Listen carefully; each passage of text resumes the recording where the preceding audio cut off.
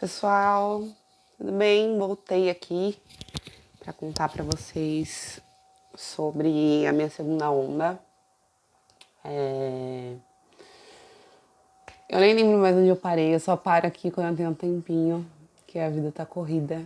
Então hoje eu fui no dentista, tomei anestesiada aqui e até o meu próximo cliente eu tenho um tempinho. Então parei aqui para contar para vocês como foi a minha segunda onda. A minha primeira onda eu pedi no começo, chegou no começo de outubro. Eu deveria ter pedido ela no começo de janeiro, a segunda onda, mas eu não pedi. A minha vida tava muito louca, tava tudo uma bagunça, minha rotina tava muito mexida, como eu contei pra vocês. A primeira onda, ela me trouxe trabalho, ela me trouxe uma mudança na rotina. Então, isso teve um impacto muito grande, muito grande.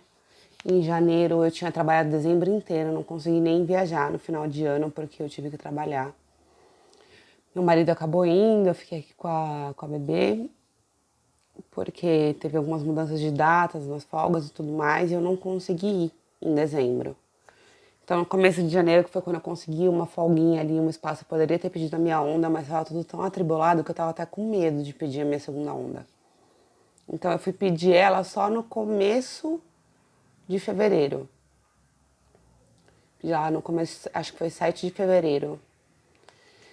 E se no final da primeira onda já tava tipo um caos, a segunda onda foi, gente, foi um soco no estômago. Sério, eu pedi pra ela ser acionada à distância, então eu não precisava mais ouvir os áudios todo dia, porque como a minha rotina tava muito louca, tinha dia que eu esquecia de colocar ela pra rodar.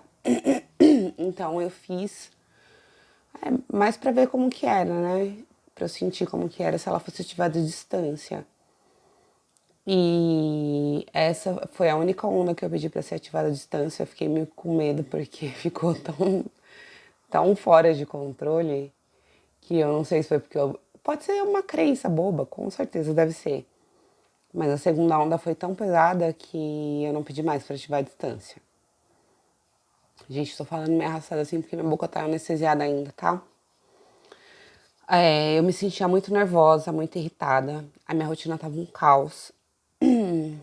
Ah, tiveram algumas mudanças no trabalho. Mudou o prédio, algumas pessoas foram mandadas embora, alguns colegas foram mandados embora e eu fiquei sabendo que eu estava nessa lista também, mas por algum motivo eu não fui mandada embora nesse momento, não fui demitida nesse momento. Então foi fevereiro, março e abril. Então eu meio que percebi que foi uma construção, sabe? Como se fosse aumentando a minha percepção pro que estava acontecendo à minha volta, porque eu estava tão presa na correria que estava a minha rotina, que eu não estava conseguindo enxergar o todo. Então, em algum momento, eu tive que parar e falar, gente, o que tá errado aqui? Porque eu estava completamente correndo, que nem uma maluca de um lado pro outro, e irritada porque eu não dormia bem, o meu trabalho demandava muito de mim, e as pessoas, tipo, família cobrando, as obrigações com o filho e com a casa. Então eu tava muito sobrecarregada e eu tive que começar nesse ponto a entregar o que era de cada um para cada um, porque eu tava literalmente uma panela de pressão. E eu acho que essa foi meio que a construção que a própria ressonância vai fazendo, né? Para você conseguir olhar e perceber o que tá ali te atrapalhando, te afogando, e você colocar cada coisa em seu devido lugar. Só que assim, eu tava muito irritada, muito estressada, então, tipo, teve alguns momentos ali de tensão com a minha mãe, que ficava com a minha filha depois que ela voltava da escola, com o meu marido, que não dava nas coisas de casa, porque como ele estava acostumado eu estar sempre em casa, não tá trabalhando, então suprindo a demanda da casa, da criança, do cachorro. Então, quando eu comecei a trabalhar, isso meio que ficou perdido, né? Perdido não, ficou uma sobrecarga para mim. E ele não entrou nesse fluxo.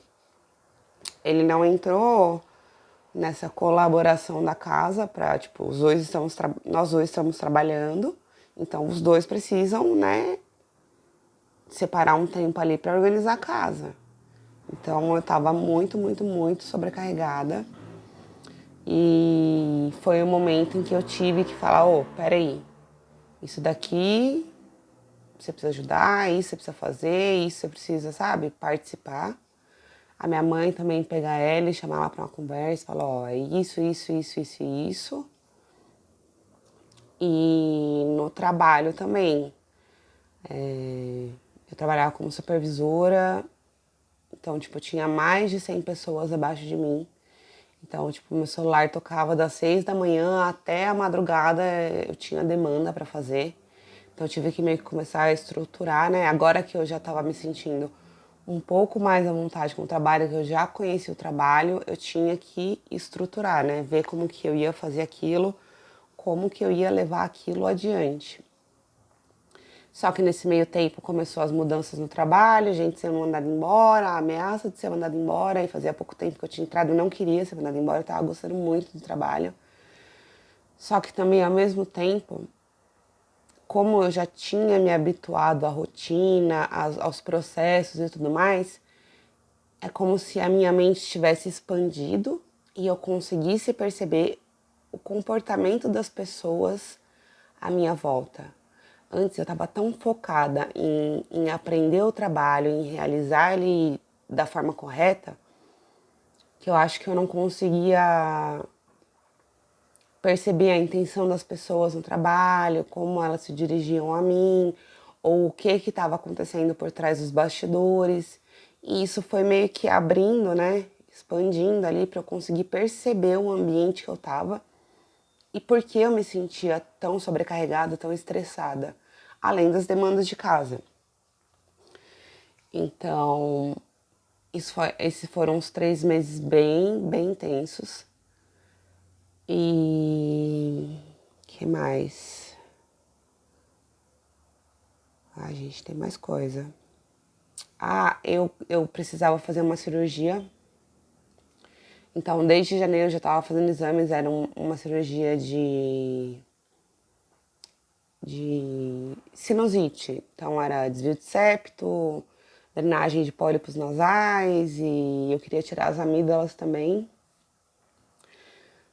E nesse meio tempo eu passei com o primeiro médico em janeiro, fiz os exames. Quando foi para retornar, teve uma mudança no meu convênio médico.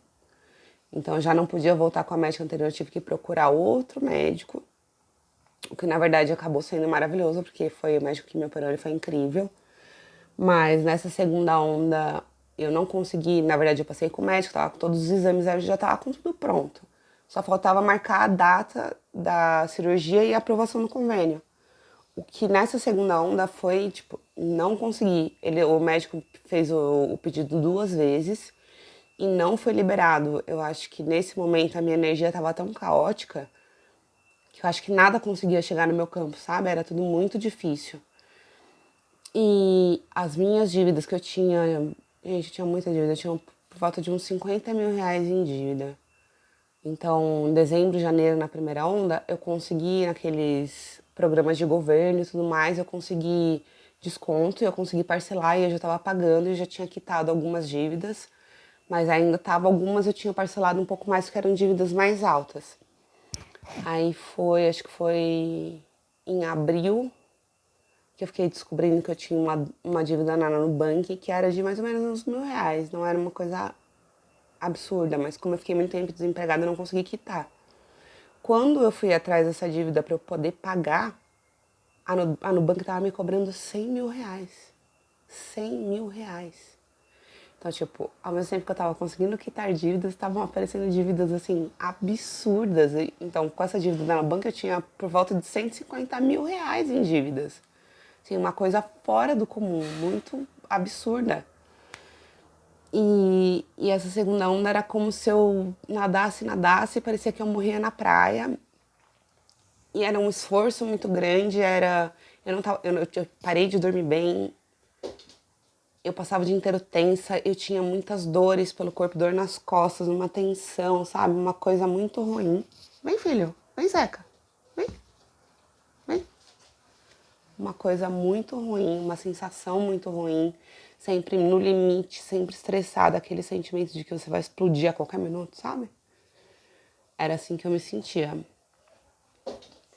E basicamente foi isso, se repetiu pelos 3 meses seguintes.